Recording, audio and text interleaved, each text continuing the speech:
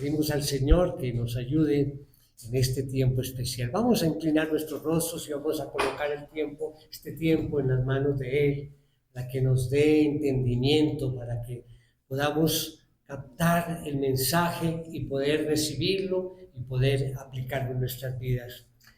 Oh Padre Santo, Señor, nos acercamos a ti en este hermoso día, Señor, en esta preciosa mañana. Nos acercamos con corazones agradecidos, Señor, por tu gran amor, por tu misericordia, los cuales se hacen evidentes al mirar la obra de la cruz. Oh, Señor, venimos ante ti en esta mañana, Señor, reconociendo que tu palabra es viva y eficaz y más cortante que toda espada de dos filos.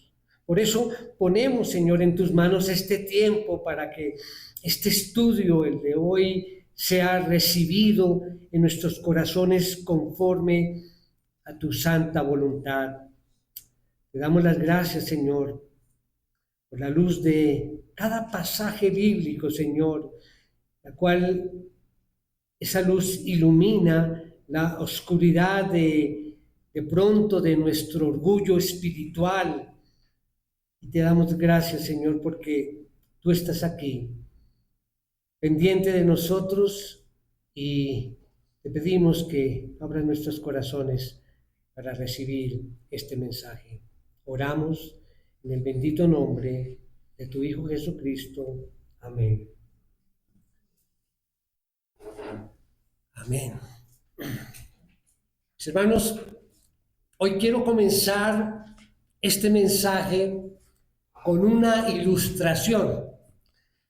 De pronto termina la ilustración y bueno, ¿de qué se trata? Pero a medida que vamos desarrollando el tema vamos a comprender muchas cosas, comenzando por esta ilustración. Vamos a imaginar, mis hermanos, que hay un viajero en un aeropuerto moderno. Este viajero tiene en sus manos un pasaje de primera clase.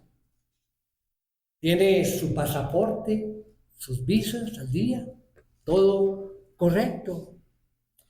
Por ser pasajero de primera clase, tiene acceso a la sala de espera VIP, importante, exclusiva. Y allí está este pasajero. Saben, allí en el salón o en esa sala de espera VIP hay entonces cositas para comer, entonces él se dedica a comer, después se sienta allí en un sillón especial, conversa con los pilotos, porque ahí están.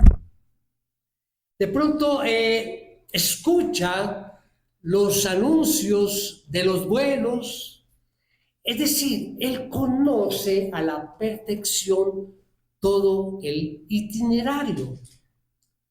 Se viste como viajero, habla como viajero y respira la atmósfera de los que están a punto de partir. Todo está en orden. Sin embargo, cuando se escucha por los altavoces el último llamado para abordar, decide voluntariamente quedarse sentado en la sala de espera, ignorando la advertencia. Las puertas del avión se cierran y la aeronave despega sin él. ¿De qué le sirvió la información? ¿De qué le sirvió ese pasaje en primera clase? ¿De qué le sirvió el pasaporte y la visa vigentes, la cercanía a la tripulación, conocer el itinerario? ¿De qué le sirvió? Absolutamente de nada. Este hombre nunca abordó el avión. Confundió la asociación con el viaje. Esto lo vamos a entender ahorita, esta última frase. Bien, tengamos presente la ilustración y comencemos a ver el tema de hoy. Los invito a que tomen sus Biblias y vamos a la carta a los Hebreos, capítulo 10. Vamos a leer del versículo 26 al 31. Dice así la palabra de Dios. Porque si continuamos pecando deliberadamente después de haber recibido el conocimiento de la verdad, ya no queda sacrificio alguno por los pecados, sino cierta horrenda expectación de juicio y la furia de un fuego que ha de consumir a los adversarios. Cualquiera que viola la ley de Moisés muere sin misericordia por el testimonio de 2 o 3 testigos. ¿Cuánto mayor castigo piensan ustedes que merecerá el que ha pisoteado bajo sus pies al Hijo de Dios y ha tenido por inmunda la sangre del pacto por la cual fue santificado y ha ultrajado al Espíritu de gracia? Pues conocemos a aquel que dijo: mía es la venganza, yo pagaré. Y otra vez el Señor juzgará a su pueblo. Horrenda cosa es caer en las manos del Dios vivo. Amados hermanos, esta es una pavorosa realidad que nos enseña Hebreos 10. El texto no nos habla de una advertencia a personas que están por allá alejadas, por ejemplo, una tribu indígena en la selva, por allá perdida, que jamás ha escuchado de Jesús. No nos habla. Esta advertencia que de pronto no la captamos ahorita con la lectura. A mí también me pasó cuando hay que leerla varias veces, pero voy a tratar de explicarla. O sea, esta advertencia no es para estas personas que no conocen de Jesús. No, esta advertencia es para quienes asisten al servicio dominical allí en su iglesia local. Para gente que canta sobre la gracia. ¿Sí ven todos mirando hacia allá? Es acá donde está la palabra. Que conocen la doctrina de la cruz, que participan de las ordenanzas establecidas por Jesús. Es para nosotros esta advertencia. Y van a ver lo fuerte que es. Es para nosotros. Pero en la práctica, para muchos, en sus vidas, deciden voluntariamente quedarse en la sala de espera de sus pecados. Confunden la asociación eclesial de la iglesia con la salvación eterna. Ahora ya comprendemos la ilustración, ¿verdad? Hermanos, nos disponemos a estudiar un tremendo texto que nos enfrenta con una de las verdades más importantes de toda la Escritura: el señorío de Cristo. El señorío de Cristo. Vivimos en una época donde se ha popularizado una teología simplista, una teología barata, pero la realidad bíblica es contundente. No es posible que Cristo sea tu Salvador a menos que sea también tu Señor. Es una frase para copiar. No es posible que Cristo sea tu Salvador a menos que sea también tu Señor. El verdadero cristiano toma su cruz y sigue a Jesús.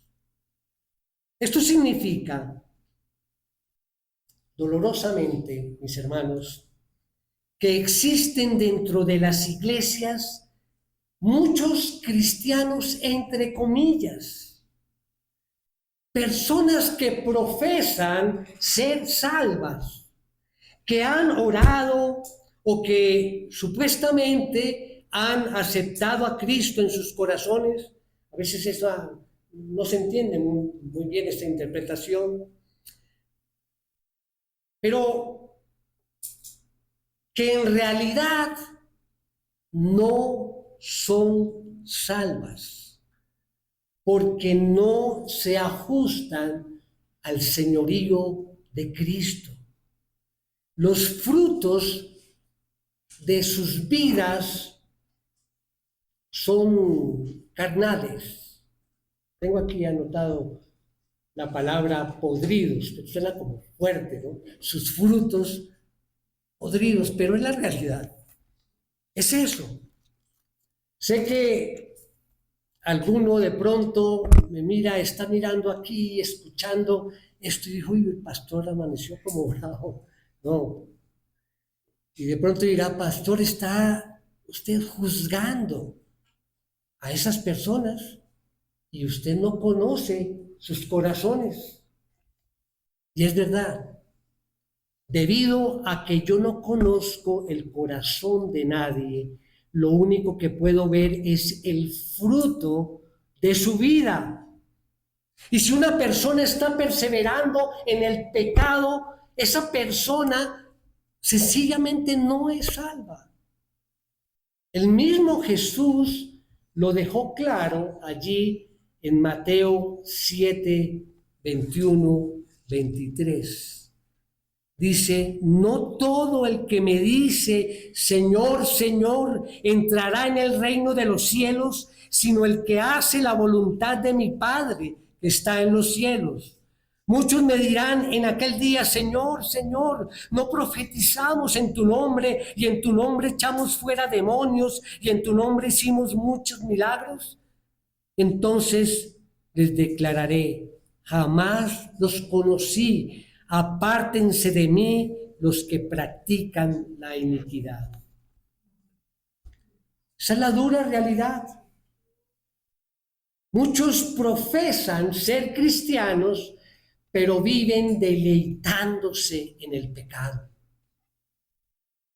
Precisamente, nuestro texto de base de hoy, el versículo 26, nos presenta una de las amonestaciones más aterradoras de toda la Escritura. Y la razón por la que causa tanto pavor es que no se dirige a los falsos o a los incrédulos del mundo, ni a los engañados que están allá afuera. No se refiere a ellos.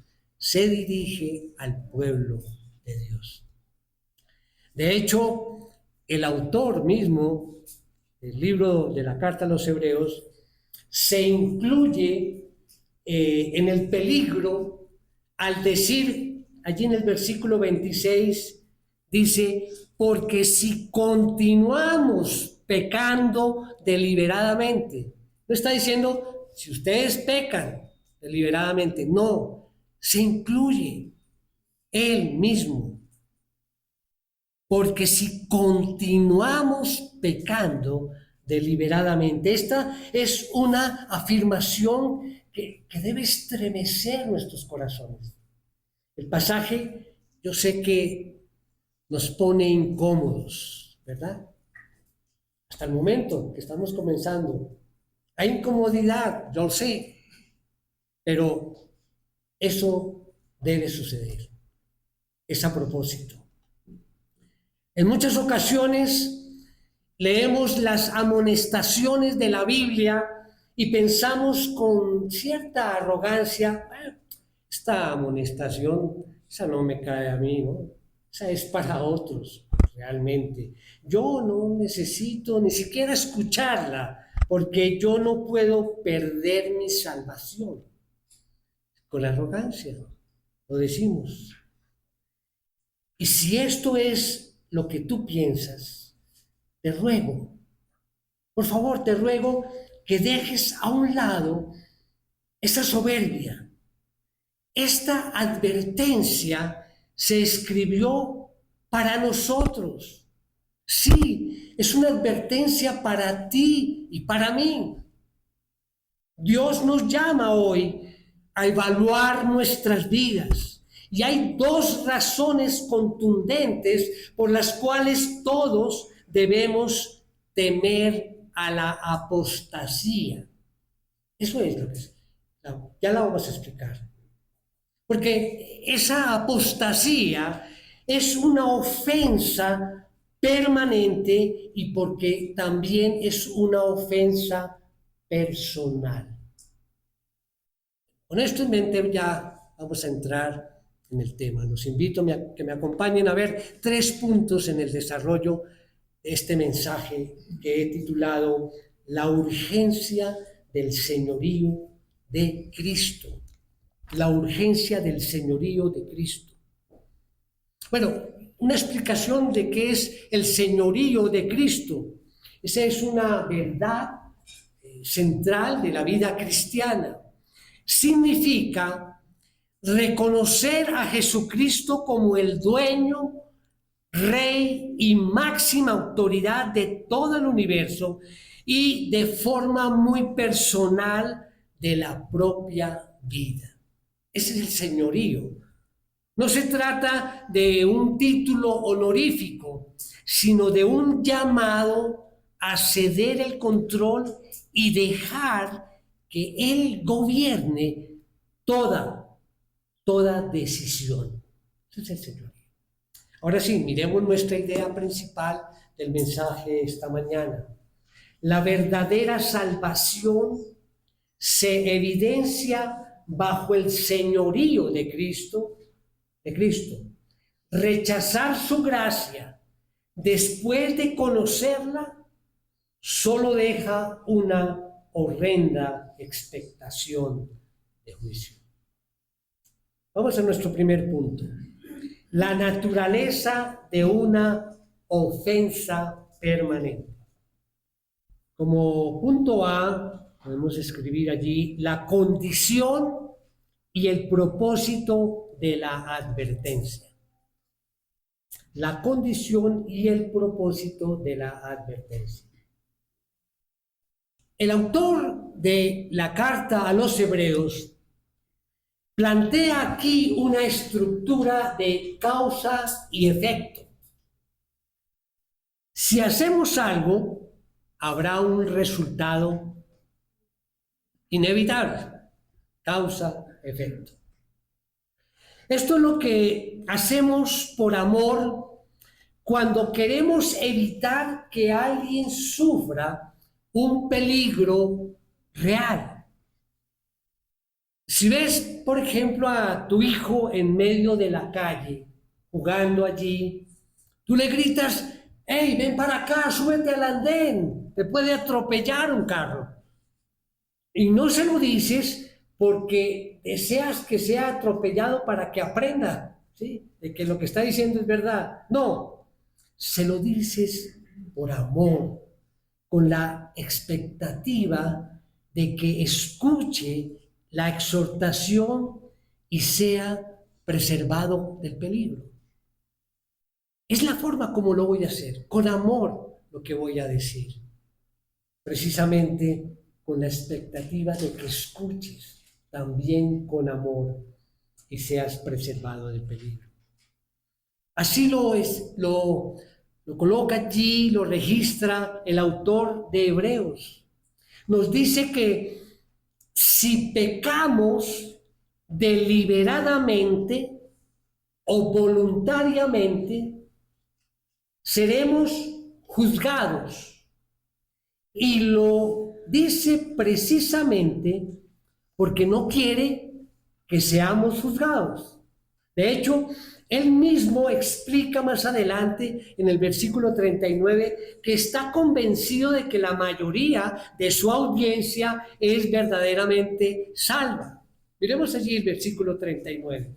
Allí dice, pero nosotros no somos de los que retroceden para perdición, sino de los que tienen fe para la preservación del alma. Y entra como suave, ¿verdad? Entonces, la pregunta es, bueno, pero entonces, si es así, ¿por qué nos advierte con tanta dureza? Porque a veces, orgullosamente pensamos que somos inmunes y que no tenemos que prestar atención a esto. Somos inmunes. A veces decimos, bueno, yo soy cristiano, creyente desde hace tanto tiempo, soy salvo y el pastor ha dicho varias veces que la salvación no se pierde. Entonces, soy inmune. Pero miremos lo siguiente, la realidad de la apostasía solamente puede cometerse por alguien que está dentro de la iglesia. Alguien que es del mundo, que no conoce, no puede cometer apostasía, porque no conoce del Señor, no conoce de la palabra. Tiene que ser alguien que está adentro, que conoce el entorno de la iglesia, el entorno eclesial, y no obstante abandona a Cristo. Ese es el apóstol. Miremos allí el significado de pecar deliberadamente, como lo dice el verso 26. Ese es el punto B, el significado de pecar deliberadamente. Para entender el peso de este versículo 26 que dice, porque si continuamos pecando deliberadamente, después de haber recibido el conocimiento de la verdad, ya no queda sacrificio alguno por los pecados. Debemos entonces aclarar de qué estamos hablando. El contexto de la carta nos ayuda a definir a qué se refiere ese pecado específico de la apostasía. El autor ya lo ha descrito en Hebreos 6:4-6. Miremos ese contexto. Dice, porque en el caso de los que fueron una vez iluminados, que probaron del don celestial y fueron hechos partícipes del Espíritu Santo, que gustaron la buena palabra de Dios y los poderes del siglo venidero, pero después cayeron. Es imposible renovarlos otra vez para arrepentimiento. Estamos aclarando esto. La apostasía, como para dar un significado de la palabra, la apostasía ocurre cuando una persona llega a comprender el Evangelio de Cristo totalmente y a pesar de ese entendimiento pleno, rechaza y rehúsa creerlo. Eso es apostasía. Conoce y aún conociéndolo, lo rechaza. Teniendo todos los papeles al día, aún se queda allí en la sala de espera del pecado. Y ese, mis hermanos, es un rechazo definitivo. Al conocer la verdad acerca de quién es Cristo y lo que Él hizo, la persona decide en un momento darle la espalda. Por eso dice, que ya no queda sacrificio alguno por los pecados, nos dice el versículo 26. Y no es que, a ver, de pronto están pensando, pero un momentico, Cristo murió por todos nuestros pecados, ¿cierto? Pero el pastor hace poquito dijo que perdonaba nuestros pecados pasados, presentes y futuros. Y la apostasía es un pecado. Pero, miremos, no es que en la cruz del Calvario carezca de poder para borrar los pecados. No, el punto es, si tú conoces la verdad de la cruz y la rechazas, has rechazado el único remedio que existe. Lo has rechazado. No hay otro sacrificio, no hay un plan alternativo. La apostasía es un pecado permanente e irrevocable porque deja al hombre sin cobertura. Rechaza. Entonces, ¿cómo va a perdonar el pecado de la apostasía si está rechazando al Señor? Por lo tanto, esto no es una advertencia, repito, para la persona que está afuera, para el ignorante de afuera, sino para quien sabe de Cristo, quien sabe del Evangelio, que entiende lo que Jesús hizo y a sabiendas de todo esto, decide voluntariamente rechazar. ¿Quedó claro el concepto de apostasía? Permítanme un aporte teológico. Ya saben qué es el aporte teológico, ¿no? El comentario de algún personaje. El teólogo pastor John MacArthur. Miren lo que dice. Abro comillas. El apóstata es aquel que ha recibido la máxima luz espiritual posible, pero manifestando la máxima resistencia posible.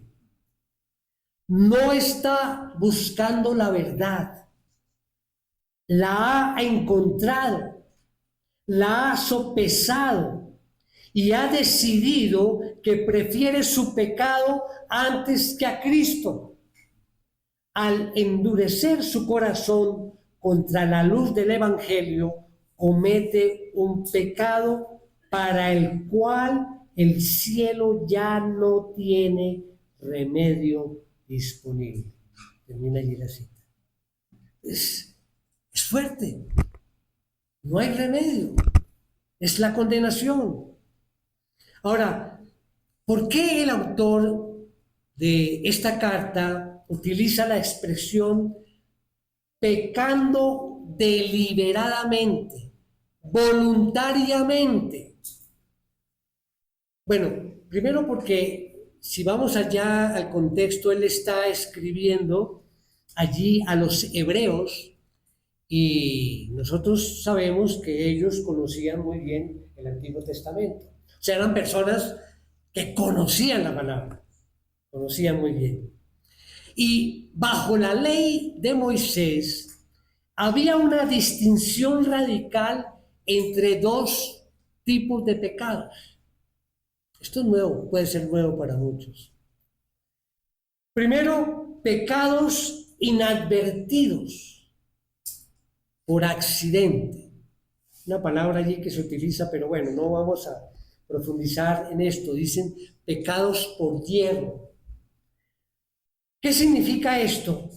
Si alguien pecaba por accidente o inadvertidamente, Dios estableció, estamos hablando ya de la época de Moisés y del pueblo, ¿verdad? Dios estableció un sistema de sacrificio de animales, como ofrecer una cabra para purificar a la persona. Explica que este sacrificio me perdonaba a mí de ese pecado inadvertido. Ya vamos a ver. Miremos cómo dice allí en Números 15, 27. Vamos allá.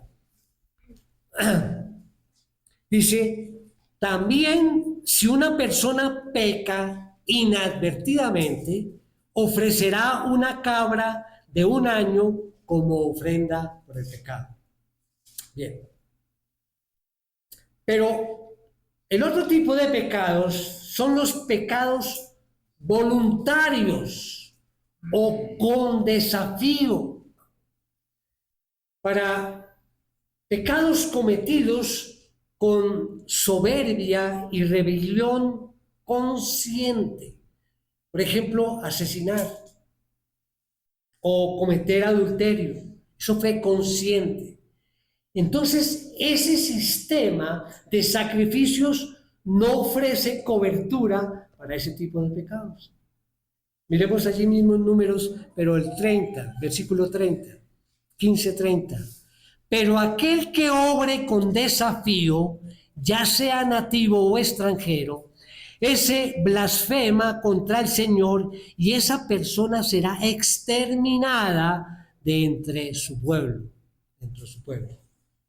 O sea que bajo la ley, el asesinato o el adulterio no podían, bueno, simplemente entonces yo llevo un becerro, una cabrita y hago el sacrificio y limpios.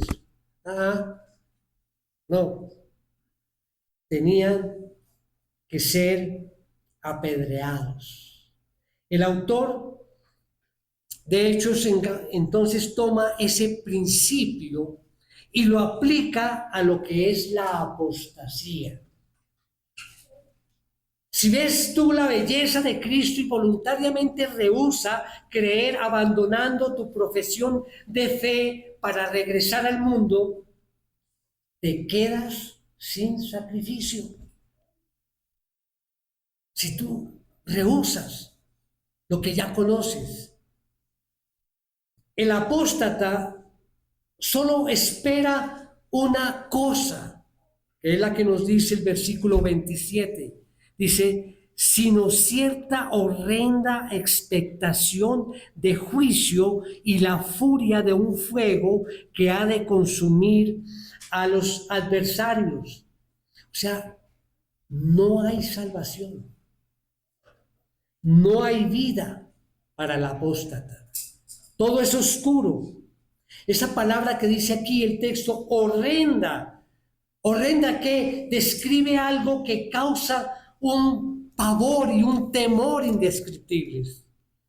O sea que al cometer apostasía, mis hermanos, el hombre se convierte en un adversario directo del Dios omnipotente. Y esa furia inextinguible será su eternidad. Muy fuerte. Esa verdad nos enseña que debemos temer seriamente al pecado y evitarlo a toda costa.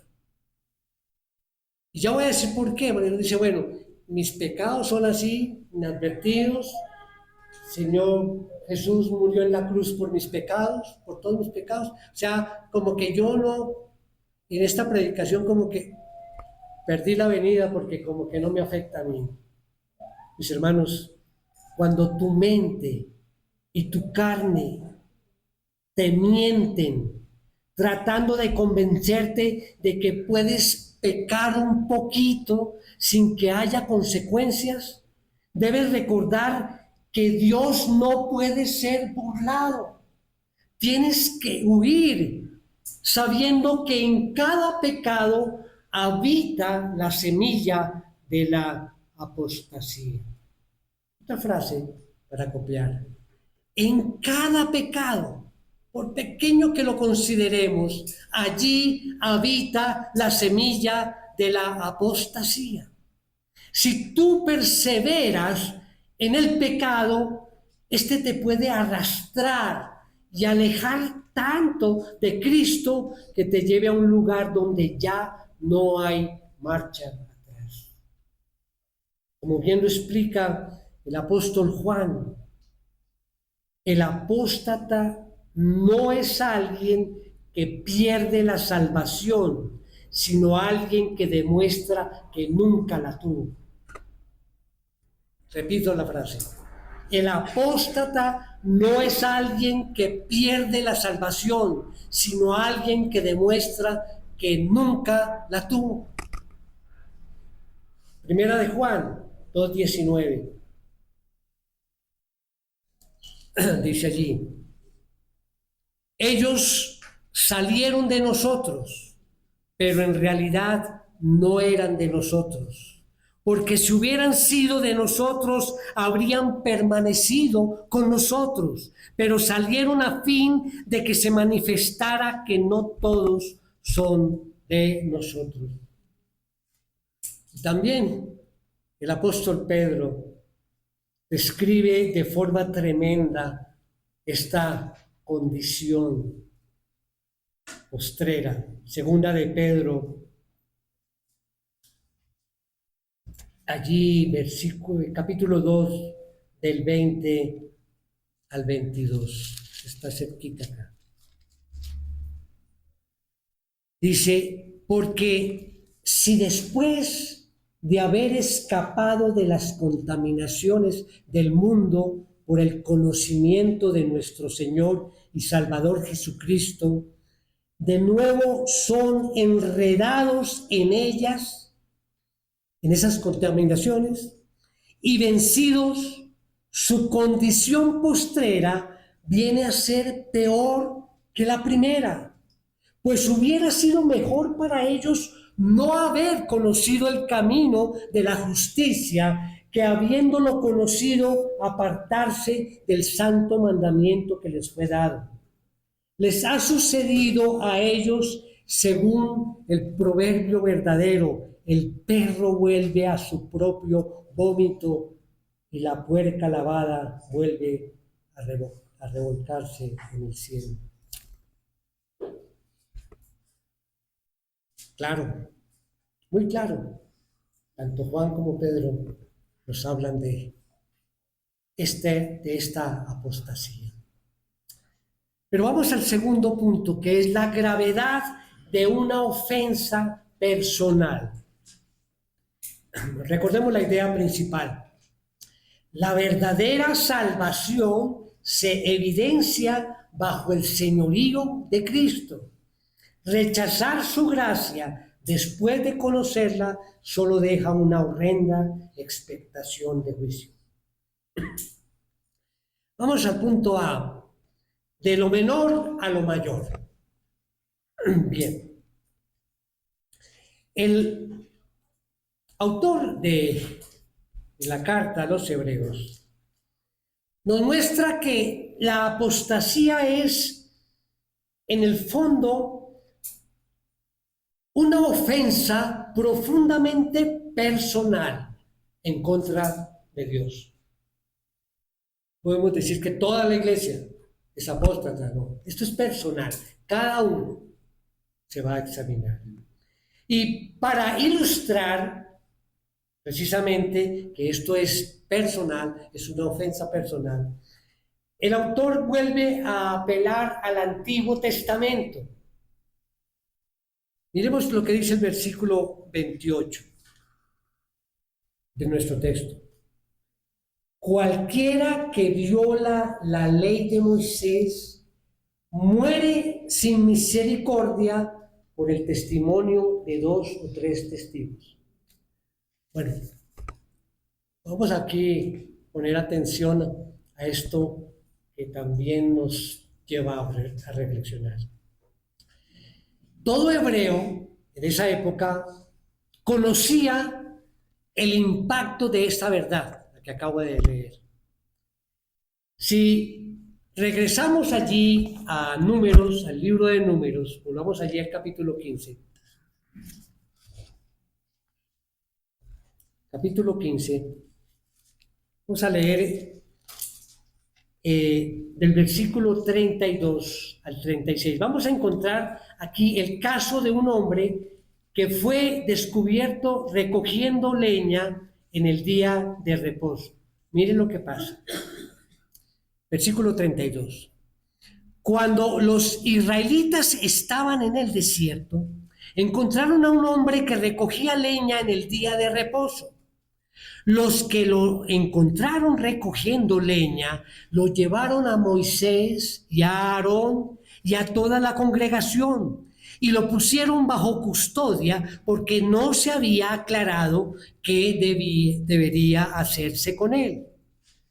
Hasta ahí, bueno, ¿qué pasó? Lo recogimos. Eso está prohibido. El día de reposo no puede hacer eso. Pero dice aquí, entonces el Señor dijo a Moisés, ciertamente al hombre se le dará muerte. Toda la congregación lo apedreará fuera del campamento. Y toda la congregación lo sacó fuera del campamento y lo apedrearon y murió tal como el Señor había ordenado a Moisés. Inmediatamente pensamos, bueno, murió por recoger leña. Hermanos, cuando leemos esto y muchos casos aquí, sobre todo en el Antiguo Testamento, lo primero que debe venir a nuestra mente es: Dios es santo y justo, y así lo determinó. No hay que dudar.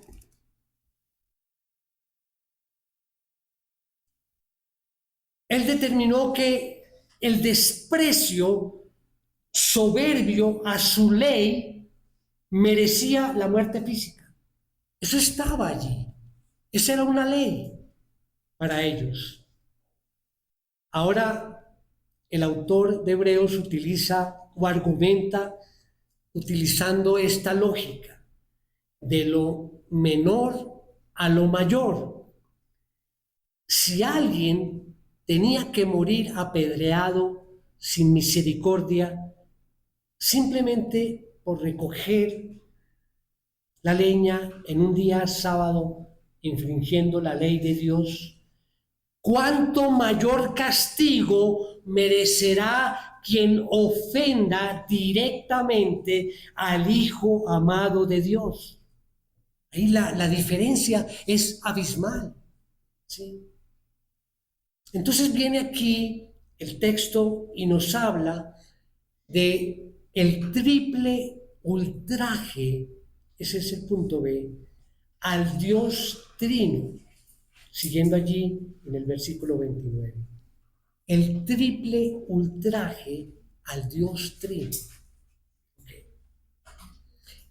Si vamos al versículo 29, mis hermanos, aquí detalla 3 acciones específicas que comete el apóstata. Y cada una de ellas muestra ese carácter personal de la ofensa de la que estaba hablando, que es una ofensa personal. Veamos el 29. Dice, ¿cuánto mayor castigo está hablando si al que estaba recogiendo leña lo apedrearon hasta la muerte? Dice acá el 29, ¿cuánto mayor castigo piensan ustedes que merecerá el que ha pisoteado bajo sus pies al Hijo de Dios y ha tenido por inmunda la sangre del pacto por la cual fue santificado y ha ultrajado al Espíritu de gracia? ¿Cuánto? Es que miren esas fallas, esas faltas tan graves. Pisoteado bajo sus pies al Hijo de Dios. Es el acto de pisotear a alguien de manera intencional, pues es uno de los insultos más degradantes que se pueden cometer. Cuando alguien escucha el Evangelio y decide abandonar a Cristo para volver al mundo, Dios lo toma como si estuviera pisoteando activamente a su propio Hijo. Piensa en eso, hermano. ¿Qué harías tú si vieras a alguien pisoteando a tu hijo allí en el suelo? Pues obviamente se llenaría uno de una ira incontenible. ¿Cuánto más el Padre Celestial está enfurecido contra los que desprecian a su Hijo amado? Lo pisotean. Pero no solamente eso, nos dice allí que ha tenido por inmunda la sangre del pacto por la cual fue santificado. Y este lenguaje es aún más despectivo.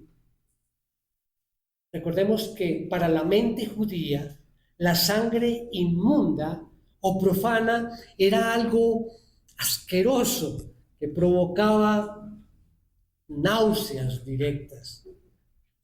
El apóstata toma la sangre preciosa de Cristo y la considera equivalente a la sangre de un cerdo común. Así es el apóstata. Y aún más, dice el versículo, y ha ultrajado al Espíritu de gracia. El apóstata insulta abiertamente la gracia del Espíritu Santo. O sea, él ha escuchado las predicaciones, ha cantado sobre el favor inmerecido de Dios, pero termina volviéndose al mundo y diciendo con sus acciones: yo no necesito a Cristo, no necesito su sangre y no necesito de tal Espíritu Santo. Esta es una ofensa directa contra las tres personas de la Trinidad. Una ofensa directa. Entonces, el apóstata no peca por ignorancia. Sabe perfectamente quién es Dios y conoce lo que se ha registrado aquí en los primeros 10 capítulos del libro de Hebreos. Sabe que Cristo es el resplandor de la gloria de Dios. Él sabe que Cristo es el creador que sostiene el universo con su palabra, que es el hermano mayor que se compadece de nosotros, que es el mediador que está a la diestra del Padre intercediendo, y Él es el sacrificio perfecto que con una sola ofrenda hizo perfecto a los suyos. Y sabiendo todo esto, decide empacar sus cosas y marcharse al mundo. Ese es el apóstata. Y el autor quiere que entiendas que si estás considerando en algún momento volver al mundo, Dios tomará esto como una afrenta personal.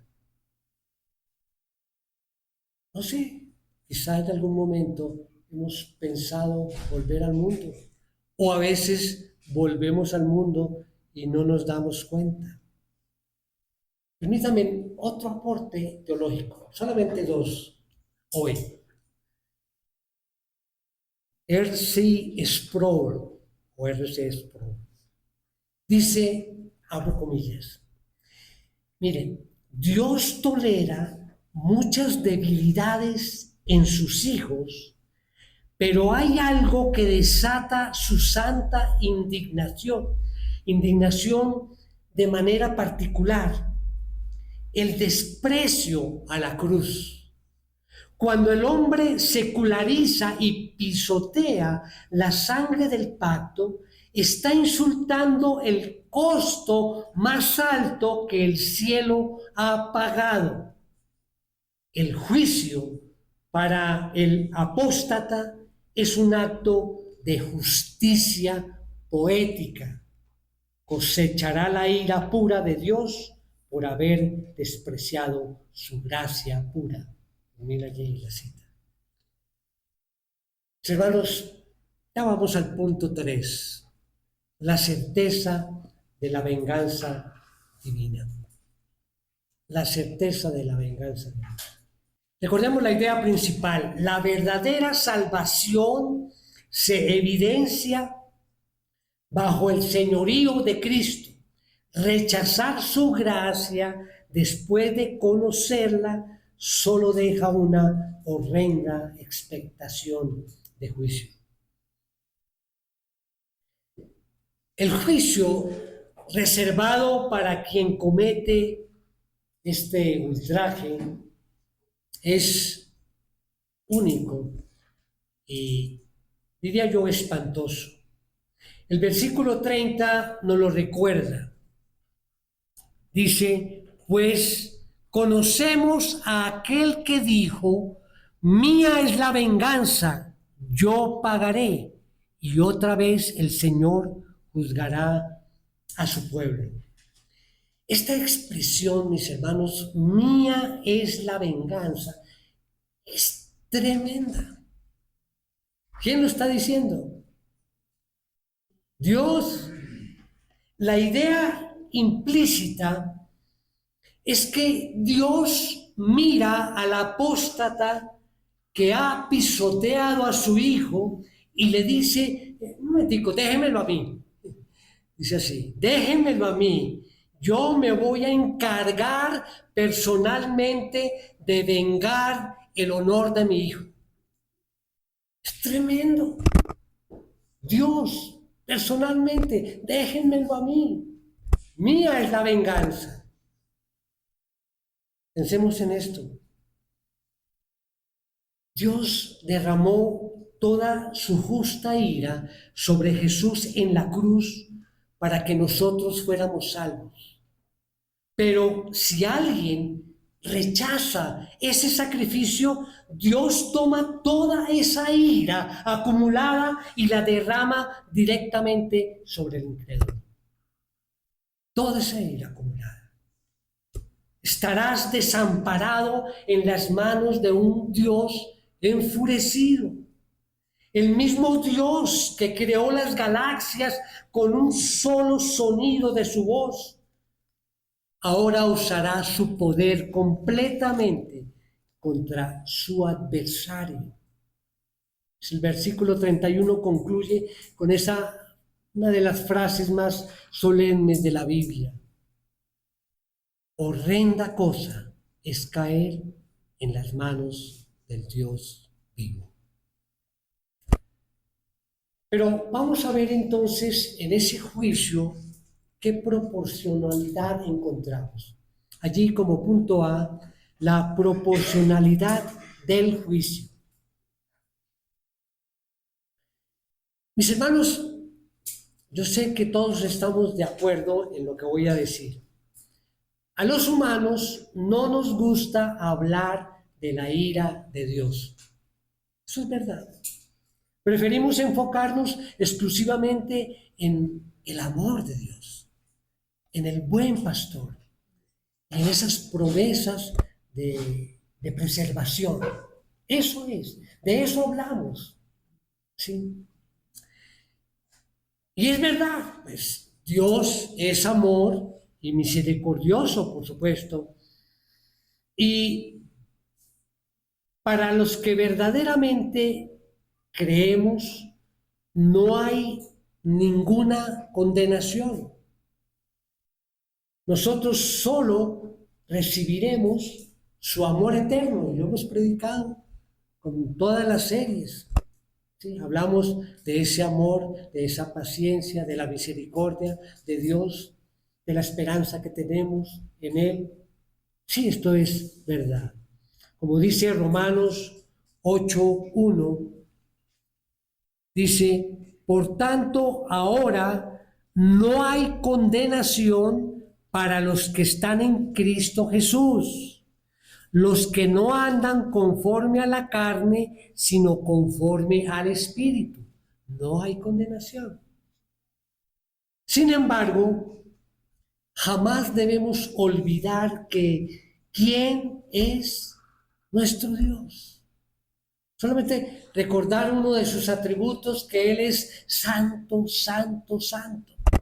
Y como nos lo recuerda Hebreos 12:29, que dice, porque nuestro Dios es fuego consumidor, sí, fuego consumidor. El juicio, entonces, será exponencialmente mayor para nosotros que conocemos la verdad si decidimos abandonarla. Eso es lo que he repetido durante todo el mensaje. el juicio será mayor. Quien nunca ha escuchado el Evangelio, como hablaba de esa tribu, obviamente él será juzgado y morirá en sus pecados. No conoció el Señor. ¿Y cuál es el requisito para entrar al cielo? ¿Cuál es el camino, la verdad y la vida? Nadie entra o llegará al Padre sino por mí, por Cristo. Entonces, esta persona pues afirma, como lo afirma Romanos 1 y 2, el de la tribu que no conoce a Jesús, pues obviamente es juzgado y hay una revelación de Dios para todos, ¿sí? La revelación en la creación. Al ver la creación uno dice, existe un Dios. Y en la conciencia, bueno, este es otro tema profundo, pero esto es suficiente para condenar y hacer inexcusable a todo hombre. No hay excusa, ¿sí? Todos deben reconocer que hay un Dios. Bueno, pero hay una comparación posible entre el juicio que recibirá esa persona ignorante y el infierno que recibirá alguien que, habiéndose sentado en la iglesia y conociendo el evangelio decide rechazarlo. Mientras más luz rechaces en esta tierra, más condenación recibirás en la eternidad. La ira santa de Dios es incalculable e ilimitada. Y así como cantamos de su amor infinito, deberíamos temblar ante su ira infinita. Moisés nos lanzó una pregunta retórica allí en el Salmo 90:11, que dice: ¿quién conoce el poder de tu ira y tu furor conforme al temor que se debe a ti? La respuesta es nadie. Es imposible para la mente humana sondear los límites de la indignación de Dios, y nadie le teme hoy con la fuerza o con la reverencia que Él verdaderamente merece.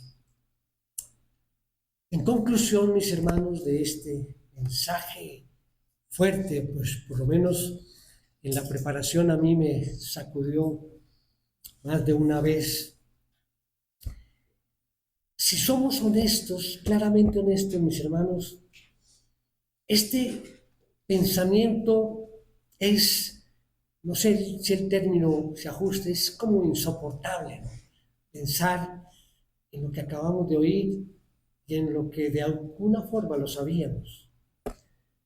Y esto duele demasiado porque como que rompe ese cristal o esa imagen de ese Dios simpático, lleno de amor. Ese Dios que hemos fabricado en la mente y que obviamente nos quebranta al conocer la realidad y nos lleva a la reflexión de pensar pues, en nosotros. Recordemos que esto es una ofensa personal, pero también nuestros hijos, nuestros familiares, nuestros padres que no conocen del Señor. Entonces esto nos hace pensar en el infierno. Es otra palabra que tampoco nos gusta mucho usar. Al pensar en el infierno, nuestra carne pecadora incluso se atreve a sugerir que es injusto, que el infierno es injusto y que es exagerado que haya un fuego eterno. A veces pensamos, no, es demasiado lo que nos pintan como es el infierno. Y esto es solo una demostración de que somos tan pecadores que ni siquiera alcanzamos a comprender lo que es la verdadera justicia ni la santidad divina. Sin embargo, meditar bíblicamente en la ira de Dios es profundamente saludable. Meditar, mis hermanos, bíblicamente en la ira de Dios es saludable. Nos obliga a cerrar nuestra boca, a postrarnos con el rostro en tierra y decir: Señor, yo merezco estar ahí. Si fuera por mis fuerzas, yo también te abandonaría. Guárdame por tu gracia y cumple tu promesa en mí. Esa verdad nos tiene que conducir a clamar desesperadamente: Señor, presérvame. Señor, ayúdame y perfecciona la obra que comenzaste en mí. Guárdame por tu pura gracia, porque sé que yo no soy mejor que los que te rechazan. Te ruego, Padre, implanta esta verdad tan profundamente en mi ser, que si en algún momento en el futuro entra en mi mente carnal el deseo de perseverar en el pecado, tu Espíritu use esta horrenda verdad para aterrorizar mi carne, hacerme huir del juicio y así preservarme en tu gracia. O sea, la amonestación, mis hermanos, esta amonestación es el medio que Dios usa para preservarnos. Dios siempre perfecciona la obra que comienza, pero utiliza medios, y cuando uno de sus hijos empieza a irse a la deriva, le amonesta, recordándole que la apostasía es un rechazo permanente y personal. Por eso debemos cuidar también nosotros, cuidarnos también la vida de nosotros, nuestros hermanos, de nuestra familia en Cristo. Como dice aquí en el mismo Hebreos 3, 12, 13, dice: tengan cuidado, hermanos, no sea que en alguno de ustedes haya un corazón malo de incredulidad para apartarse del Dios vivo. Antes, exhórtense los unos a los otros cada día, mientras todavía se dice hoy. No sea que alguno de ustedes sea endurecido por el engaño del pecado. Mis hermanos, termino ya diciendo que nadie de los que está aquí regrese al mundo. Uno dice: no, es imposible. Pensarán, pero conozco a muchas personas que han regresado al mundo, aún conociendo y habiendo recibido bendición del Señor. Que nadie regrese al mundo. Mis hermanos, quede claro también esto en sus mentes. La apostasía es real, es real. Por eso debemos animarnos y sostenernos mutuamente. Eso hablamos de una familia en la fe apoyándonos. Cuando vemos al hermano o la hermana que está actuando de una forma que no debe ser, ahí debemos con amor llegar a aconsejar. No te rindas, no toleres tu pecado. Si hay alguien aquí escuchándome que piensa: uy, pastor, pero es que hoy sí fue exagerado.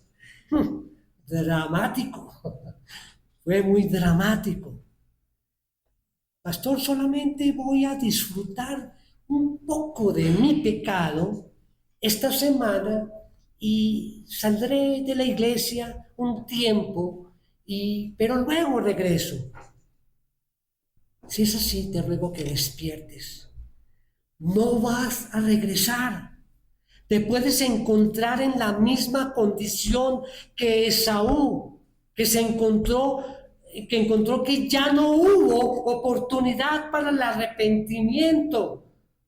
Fue demasiado tarde. Mire cómo dice Hebreos 12:17, allí una parte más adelantico de nuestro texto.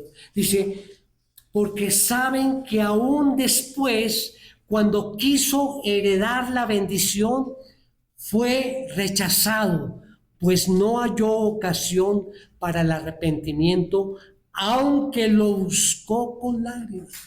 Quería arrepentirse y no hubo vuelta atrás, aunque lo pidió con lágrimas. Escúchenme bien, Cristo siempre recibe al pecador que cree en él, siempre. Pero tú puedes endurecer tanto tu corazón por persistir en el pecado que cruces una línea invisible desde donde ya no hay cómo volver atrás, porque tu propio corazón ya no querrá buscar a Cristo. Si insistes, mi hermano, en pecar y abandonar la fe, pronto llegarás al punto de no retorno. Por eso hay que hoy reflexionar sobre cómo está nuestra relación con Dios y arrepentirnos hoy. No pienses que eres salvo solo porque hiciste una confesión de fe en el pasado. Si esa confesión no está respaldada por una vida sujeta al señorío de Cristo, estás en peligro. No somos perfectos. Todos pecamos, pero si no estás permaneciendo en Cristo, si no hay evidencia de una gracia transformadora del Espíritu Santo, si vienes a la iglesia los domingos, pero de lunes a sábado perseveras en tu pecado, tarde o temprano vas a terminar abandonando la iglesia por completo.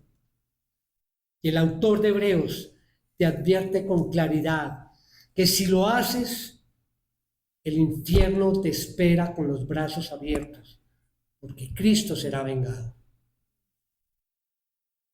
La verdadera fe salvadora se somete inevitablemente al señorío de Cristo. Por lo tanto, las advertencias que acaban de escuchar, mis hermanos, en contra de la apostasía, no son para ignorarse con orgullo, sino para destruir nuestra apatía, obligarnos a examinar el fruto de nuestra vida y clamarle al Señor que nos preserve por su gracia. Amén. Inclinemos nuestros rostros. Oh bendito Dios, te damos las gracias, Señor, por la luz de tu palabra. Reconocemos, Señor, con temor y con temblor que si no fuera por tu gracia soberana y por tu Espíritu Santo, cada uno de nosotros ya habría regresado al mundo de nuestra vida antigua. Te rogamos, Padre Celestial, que implantes esta advertencia tan profunda, Señor, que la implantes allí en nuestro ser, que si en el futuro nuestra carne intenta coquetear con el pecado, con la iniquidad, Señor, que uses este texto para aterrorizarnos y hacernos huir de tu juicio directo y llegar y correr hacia los brazos de nuestro Señor. Sálvanos, Señor, de nuestro propio orgullo. Concede un arrepentimiento genuino, Señor, hoy a quienes están engañados allí y van y llenan esas iglesias. Señor, que siempre confiemos en Jesús, Señor, como el Señor absoluto de nuestras almas. Te lo pedimos en el poderoso nombre de nuestro Señor Jesucristo. Amén.